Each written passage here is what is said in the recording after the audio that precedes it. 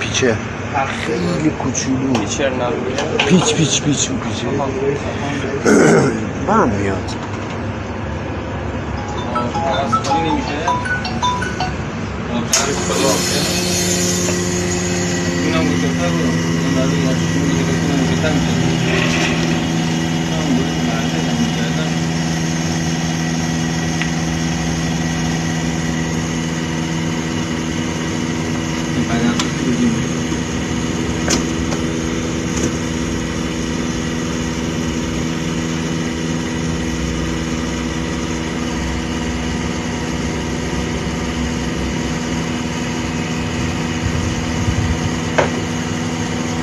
مالش میخوری؟